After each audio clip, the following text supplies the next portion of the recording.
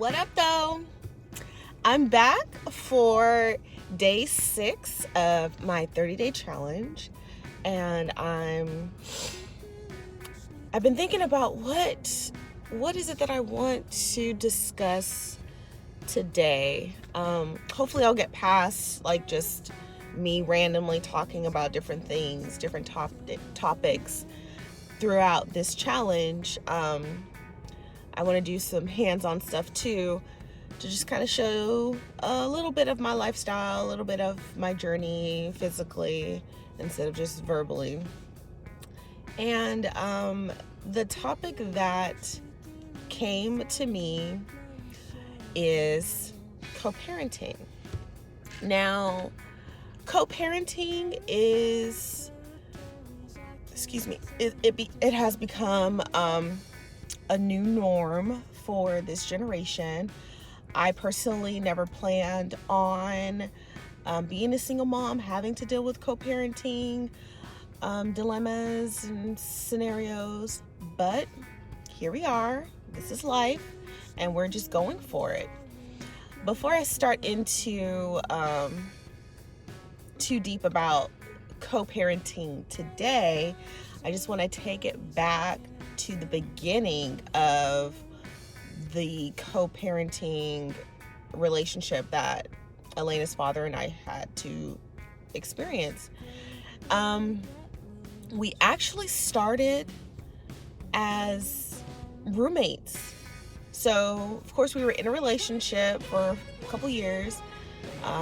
Things just started not going the best route, and in January of this year, 2019, we decided that we no longer should be together. We should just co-parent. Now, don't get me wrong, things financially were comfortable for me because he was definitely a provider. That's what he did. That was his love language, to provide financially. So I ended up having to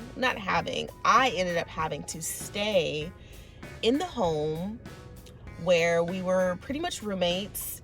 He basically lived downstairs, and I slept upstairs every night.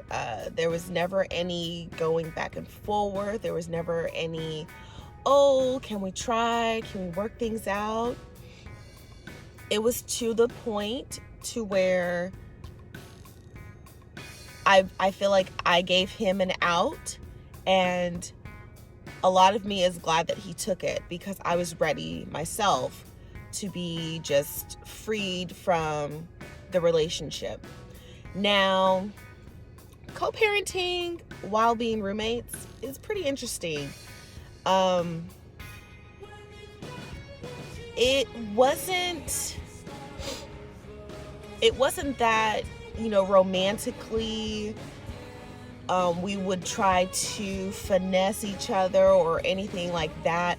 I can recall, though, a time or two, and I want to say it was probably in the beginning of my keto journey, that I started losing a little bit of weight. I started feeling a little bit more confident in myself. So of course, I would look and appear in a different light for him. And I remember him trying to put his arms around my waist or something like that.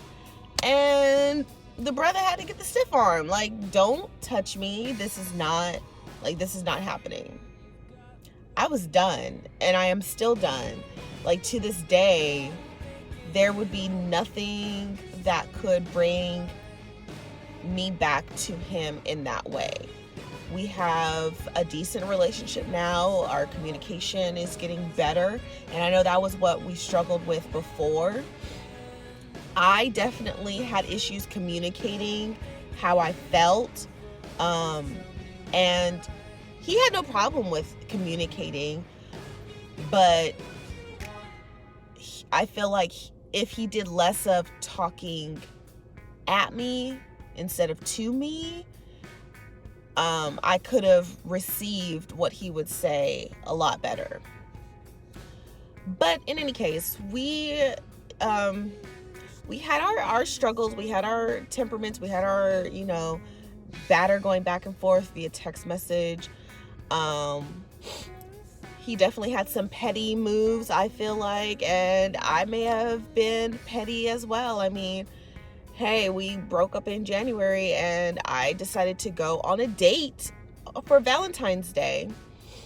I had to block him on all social media because it was just so bad, to where he's very subliminal when he speaks on social media, and I just got tired of playing Blue's Clues. Like, is this about me or not? And I feel like a lot of time it was about me, and I just got tired of seeing it. I got tired of people sending me screenshots of it, so I just decided to completely block him and not have to deal with that. That was the way that I coped with removing that part of him from my life, because I take a great deal to social media because mainly I'm away from home, and all of my closest, longest friends and family are in a different state all the way across the country. So social media is the best way for me to just keep up with them, to relate to them, to just feel a little piece of home, even if I'm far away. So I had to get him out of my social media life. We had no routine, which was really unfair, I must admit. I would take my time finally on the weekends, and because he worked from home, I guess he kind of felt like he was just trapped at home, working all the time at home, and then being with her at home for the days that I'm gone, grocery shopping, thrifting, like just whatever I could do just to get myself out of the house and to start to feel normal again. I remember when we were together, I would rush to go couponing, to go grocery shopping. Like, I would just always be on the move because I felt like I have to get back home. He needs a break. I need to be with Elena. And I started to regain my time back and regain myself in the process. So months went on, and I was ready. I felt like I was ready at the time. I guess I was just in a mental state that I was confident, and I wanted compliments, and I wanted people to see me. So I got on Tinder because I am a introvert that was in dire need of social contact. And I started talking to different people, and I started just seeing how everything he told me about a man and about a provider was totally false. I was under this misconception that there was no way a man could provide for you financially and physically, emotionally, mentally. He made me feel like if a man is paying the bills, that's all he needs to take care of. He doesn't need to speak my love language because he is providing for the home. And learning that not all men are the same, of course, learning to date, learning to just be friendly and friends with men that I'm attracted to. It has always been a learning curve and struggle for me because I'm just so awkward and timid and shy and just all types of different things when it comes to having an attraction for someone. So Through the months, I learned how to date. I learned how to date myself, most importantly. And when when I finally moved out, I was introduced to a schedule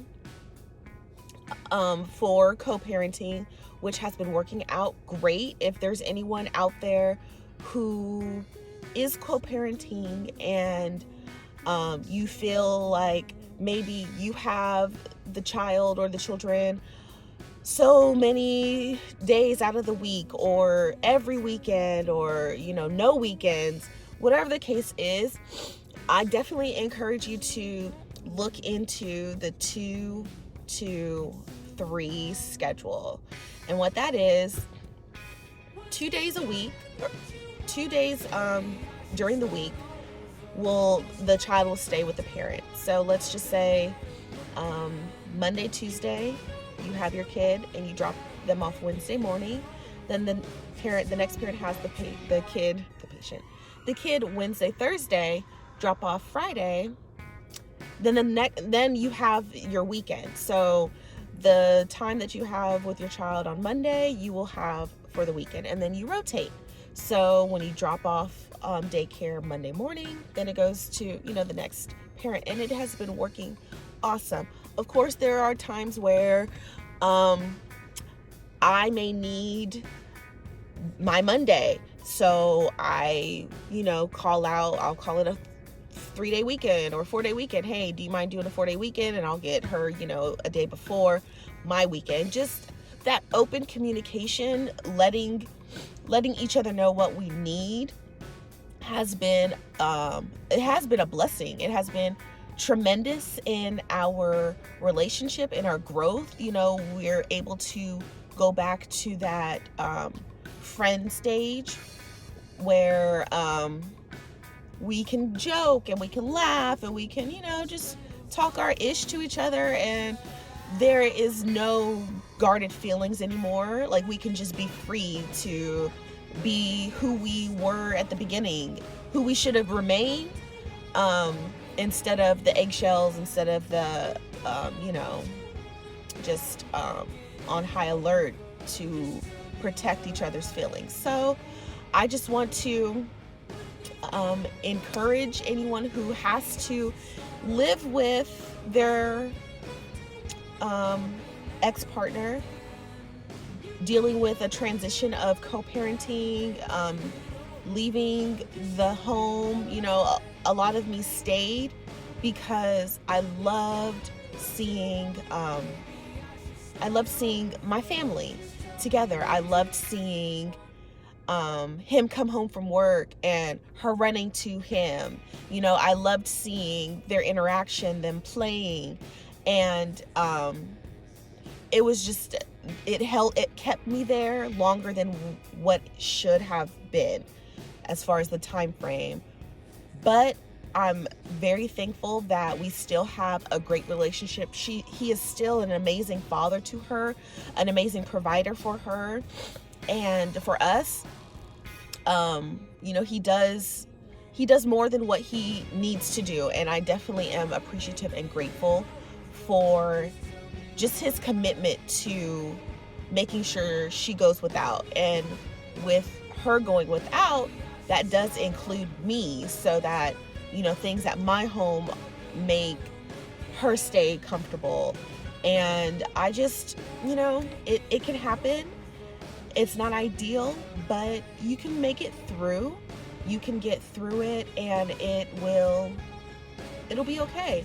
But you both have to make it work. You both have to put in the work for it to work.